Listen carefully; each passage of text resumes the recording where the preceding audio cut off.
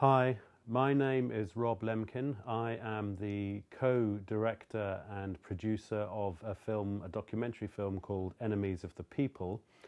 It's a film that I made with a remarkable Cambodian journalist called Thet Sambath. But I really want to focus today on one aspect of the film, and that is, in what regards does this film really point to a way in which Cambodia can find a means of coming to terms with this very, very brutal past, which was the killing fields. And if it can work for Cambodia, then I'm sure it can work for many other societies that are also having to come to terms with this kind of experience. At the heart of the work, and at the heart of what I want to talk about now, is Sambath's approach to dealing with the perpetrators of the Khmer Rouge. He wanted to not accuse anybody of doing anything. What he wanted to do was to find out the truth of what had happened, or at least to find out the truth in terms of what the Khmer Rouge perpetrators and cadres were prepared to tell him. And I think what happened with regards to the lower level people who actually did the killing was remarkable. And I think this is really what points to a kind of possibly an interesting path to the future. There are two men in our film who we focus on as principal characters. Their names, as we call them in the film, are Kun and Sun. They operated in the northwest of Cambodia, and they were militia members of the Communist Party of Kampuchea in the 1970s. And during the course of the democratic Kampuchea regime, they were required to kill large numbers of people in the area where they were living and working. Now, these two are not alone, of course, in perpetrating this kind of thing. There are many thousands of people. Sambath and I worked out that probably there were almost 10,000 people who were involved in the killing operations during the democratic Kampuchea time. And of course, those people don't just live in Cambodia, because the Cambodian population dispersed during the time of the 1970s and 80s to many other places in the world: America, France, Australia, and so on. But what happened in our film was that Kun and Sun were, thanks to Sambath's extraordinary humanity, patience, perseverance, and respect that he was able to show to people who felt perhaps that they were not worthy of respect, not only because of what they had done, but because throughout their lives they have been treated as badly as anybody. They are very poor people, they have almost no land to live on, and they are not used to being treated with such respect. Because of various things like this, Sambath was able to work with them to talk about what it is that they did, and to give a full account of what it was that they did. Now, one of the ways that this worked was that I think that over the period that Sambath and Kun and Sun were working, Kun and Sun didn't feel just like they were the standard journalistic source material, people who were targets of an investigation and who were reluctantly offering up pieces of information. They felt that they were part of the inquiry into the history and into the truth of this time. And they almost felt, I think they did feel, an authorship of the process. And this is a very important thing. there's a scene in which Sun goes with Sambath to see a man who 30 years ago he carried out a series of killings with. Now this man had never spoken since about it, and had never spoken to his family about it, and had gone back to a relatively normal life in his village, farming. But when Sun came one day in 2009, we asked him, Sambath asked him if he was prepared to talk about the past, to talk about what had happened all those years ago. And he started off in that scene denying that he had done anything.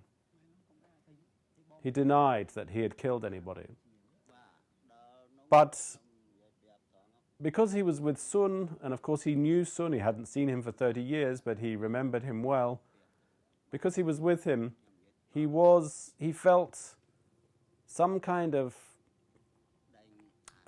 requirement, perhaps to tell the truth. A kind of very basic human requirement that everybody really wants to tell the truth. Nobody, I think, really wants to lie. Ultimately, everybody is happier when they tell the truth as they remember it and as they know it. And he knew that he was, in saying that he'd not been involved in any killing, that he was evading the truth. And with coaxing from Sambath and coaxing from Sun, he did ultimately talk about what he did. And after that scene, Sun gives us his rationale for why he is taking part in this film, and more than that, what he wants this film to be used for in the future. ដែលខ្ញុំដឹងអ្នកណាដែលធ្វើអីប្រមាណខ្ញុំដាក់ប្រាប់ដល់អស់បាទនឹកឃើញខ្ញុំប្រាប់ធ្វើម៉េចប្រាប់ថាអយថាបានឆ្លើយអស់មកវាខ្ញុំទៅធូរបើបានថាយកទៅដល់បើកទៅតាមខេត្តទៅតាមក្រុងអីចឹងទៅខ្ញុំត្រេកអរណាស់ចង់បានអញ្ចឹងចង់បានថាអគេឃើញយីអញធ្វើអញ្ចឹងដែរអញ្ចឹងអញទៅសារភាពដែរឲ្យប្រាប់ឲ្យបងឬប្អូនអីចឹង ធ្វើសំណុំឯកសារនឹងសម្រាប់ទៅមុខទៀតទៅអនាគតទៅមុខមានត្រឹមតែយើងតិចទៀតបាត់ហើយនៅណាក្មេងៗហ្នឹងវាអត់ដឹងរឿង People really want to know. They want to know why it all happened, and I think that they want some kind of feeling of new understanding with the people who were involved in that time.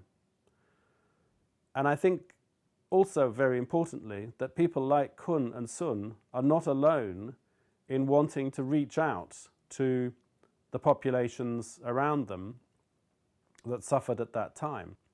So I think that what has happened with Kun and Sun and many other people who are not in the film is that and who carried out killings and so on, is that they do want to somehow find a way of reaching out to the population around them and finding some kind of means of communicating and talking about what happened.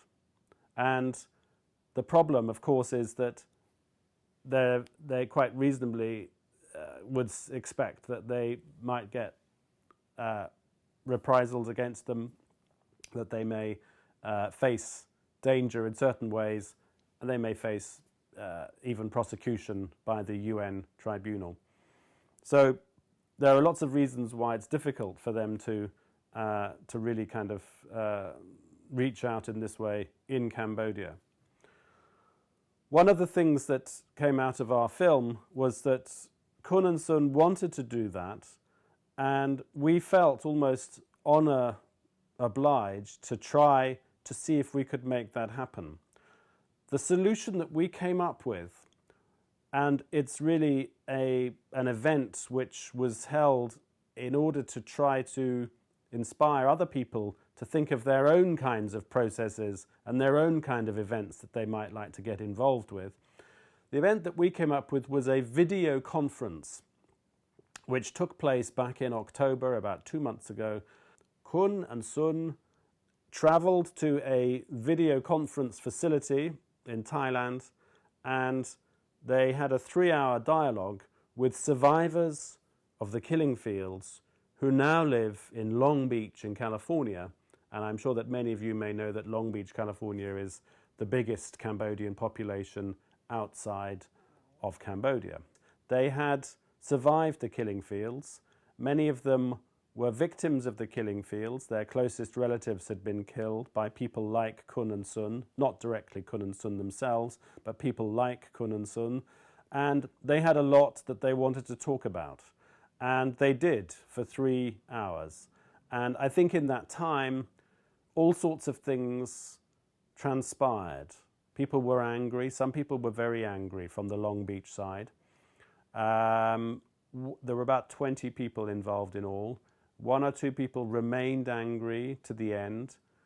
But some people who started off angry, by the end, felt a little less angry. They felt that they had found some kind of human connection with Kun and Sun, and they had put a sort of personal face on the image of the killers that had, of course, so traumatized them for the last 30 years.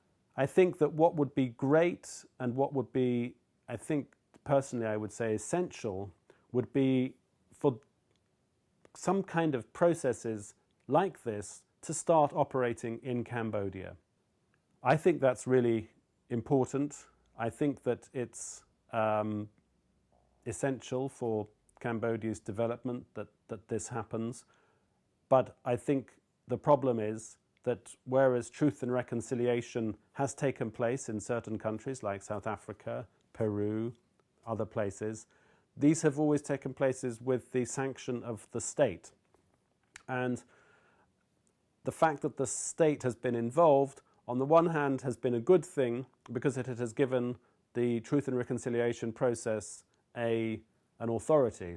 On the other hand, it has been a perhaps less good thing because it has meant that the process is removed from ordinary people's experience and understanding of meaning. I think what would be hugely desirable in Cambodia would be to try to find a way in which people-to-people, grassroots truth and reconciliation processes could be put into place, where the political space will be created such that people from the Khmer Rouge time, people who perpetrated atrocities and killed people and treated people badly 30 years ago, feel able to talk about what they did, and people who suffered at those people's hands, or people like theirs hands, also feel able to talk about how they felt. At the video conference in Long Beach and Thailand just a few months ago, much discussion was held about how everybody had had nightmares for 30 years. Both the perpetrators and the victims had had nightmares. Perpetrators have had nightmares, as you see in our film, for 30 years, reliving the terrible things that they found themselves doing. And of course, victims' nightmares don't need any explanation. But what's important is that all of these people have had nightmares because for everybody it's been a very traumatic and appalling period of their lives and a traumatic and appalling period of history.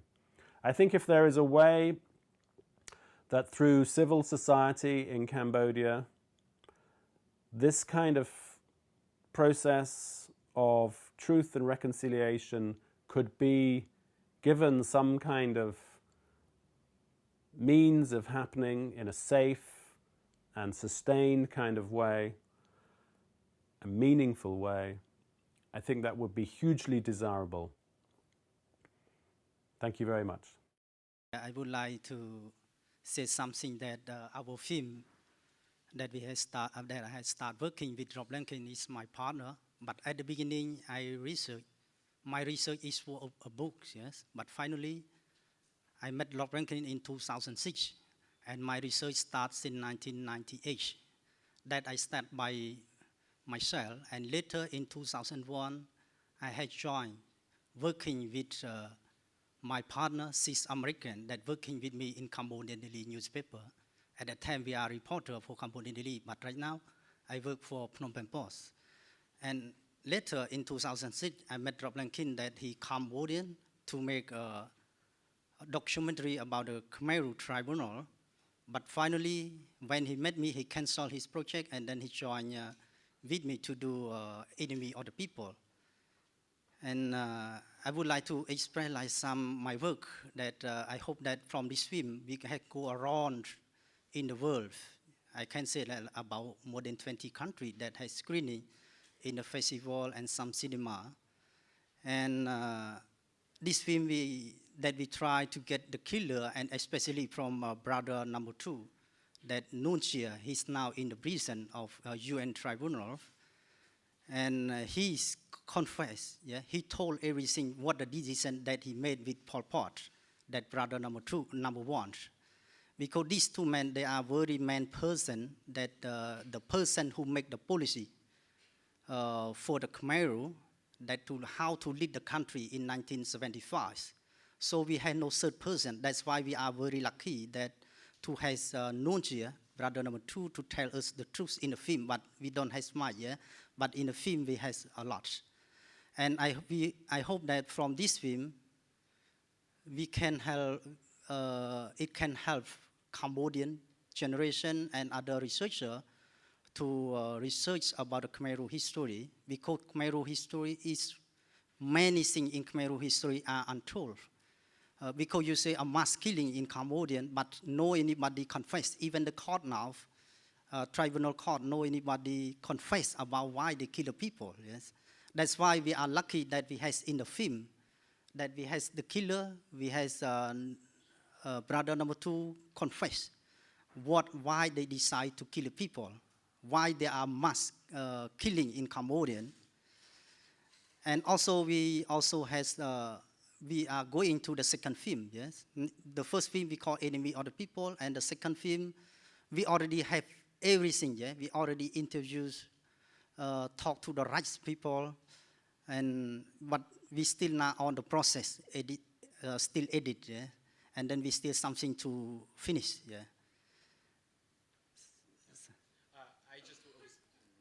I was just curious, what kind of response or reaction have you gotten from Cambodian people and people that you've talked to after seeing the film? Yeah, we have showing in Cambodian, we have students, yes, from the college, and also the farmer and many different kinds of Cambodian. They come to this film, and they, especially the student, the new generation that never know about the Khmer Rouge, never living through Khmer Rouge, and they surprised to see the film. Eh? They never believe about they are killing, they are starvation in the Khmer Rouge, because these people, when they are grow up, they are in living condition. Their living condition is better. Yeah, they have cow, nice, yeah, food, but during Khmer Rouge, nothing. When their parents told them, they don't believe. But after they saw this film, they said, "This is a real story." They make them excited, and then this student, they told me that they would like to research about the Khmer Rouge history. This kind that the film can push other Cambodians to involve in research. Right, right. And what do you think are the important or helpful things that the youth of Cambodia today can do in order to make sure that we can build a better future for the country? Yeah, I think like in the Khmer Rouge that as you know, we have a mass killing, and then we don't have a real confession from the top Khmer Rouge leader, and also the lower class, lower level of Khmer Rouge leader. But when the Khmer Rouge, all these people come out talking, and then it can make other people feel better, especially like Cambodian in US, that we have saw the screening in US, and then they come out. These people, they are the victims that are very suffer. That's why they escape Cambodian to the US. And finally, when they met, when they saw this filming, they would like to say, they express that they are very saying to Suon and Kun, even that the killer, they said they express very grateful to these people that dare to tell the truth, because more than 30 years they are living in doubts and told about why they treat the people badly during the time. So that's why I hope that when we try to find out, when we try to find the truth by sincere. That's why it make the people can go together, and then we can live together, and then we can make a better future and good development in the country. And one more thing, especially now we had tribunal, and these people, they are worried about the trial involved to them. But however, for the people in the film, they told me that they do not worry if the court call them to for the trial. They will do it. Yes, they do not escape from the court. And then the reason that I told these people why these people sacrifice to tell the truth about how they kill the people and why they decide to kill the people and why they order to kill the people. The reason that I explained to them, because the Khmer Rouge history is very important, and mass killing, why you don't tell the people. If you don't tell the people, the hatred and downest is go for 100 years and made 1,000 or years, it still make the people make accusation on each other, yes. Because like right now, Cambodian people always doesn't know really what's happening in Cambodian, always accused to US, China, Vietnam, Thailand, yes, or among Cambodians that are involved to the killing, yes. That's why when I explained to them by sincere, and then these people come out tell the truth. Yeah. But for me, I had struggled a lot there before I get this thing. I could not get in 1 year. I could not get in 2 years. Like brother number 2, I met him 4 years. Every week I went to see him. I patient a lot when I asked him why kill the people during the time, and then he said he didn't know. I didn't know. Yes. He said it was Pol Pot. But actually, he's the main person who know everything. Because the Khmer Rouge, I can say that only 2 people can know everything. It's Pol Pot and Nuon Chea. That's why Pol Pot died in 1998. And now only Nuon Chea is still alive. So if Nuon Chea dies, so Khmer Rouge history finished.